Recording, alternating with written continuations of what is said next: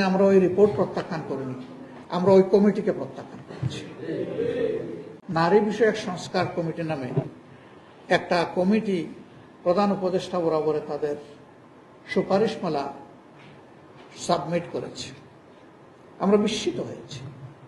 আমাদের বিদ্যমান কালচার, তাহজিব, তামাদ্দুন এর সম্পূর্ণ বিপক্ষে গিয়ে তারা কিছু সুপারিশমালা এনেছেন।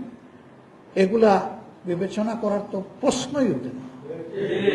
এরকম বিষয় যদি সমাজে কখনো ভুল কমেও ঢুকে পড়ে তাহলে সামাজিক ব্যবস্থা একদম তছনছ হয়ে যাবে।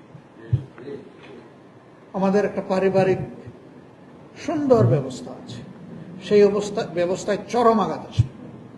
শুধু তাই নয়, তাদের কিছু কিছু সুপারিশ আল্লাহর বিধানের বিপক্ষে দাঁড়িয়ে তারা পেশ করেছে। তাদের এই সুপারিশ গ্রহণ করলে কোরআন পরিবর্তন হয়ে যাবে, অথচ আল্লাহ তাআলা কোরআন নাজিল করে বলেছেন, নাজিল করেছে আমি, রক্ষাও করব আমি।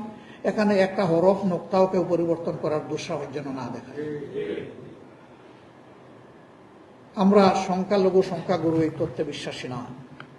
তারপরে এটি বাস্তবতা, বাংলাদেশের 90% ঊর্ধ্বে মানুষ হচ্ছে মুসলমান। এ মুসলমানের দেশে কিভাবে এই ধরনের একটা কমিশন কাণ্ডজ্ঞানহীন এই সমস্ত প্রস্তাবনা নিয়ে আসতে পারে, আমরা বিস্মিত।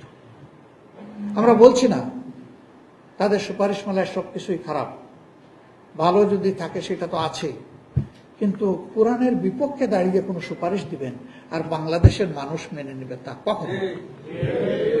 এই জন্য আমরা ওই রিপোর্ট প্রত্যাখ্যান করিনি, আমরা ওই কমিটিকে প্রত্যাখ্যান করেছি। ওই কমিটি বাতিল করতে হবে। কমিটি শেষ তো রিপোর্টও শেষ। যদি এই সংক্রান্ত কোনো সংস্কার কমিটি গঠন করতে হয় তাহলে রিয়েলি যারা নারী সমাজের প্রতিনিধিত্ব বাংলাদেশে করেন তাদেরকে সম্পৃক্ত করে অগ্রাধিকার দিয়েই কমিটি গঠন করতে হবে।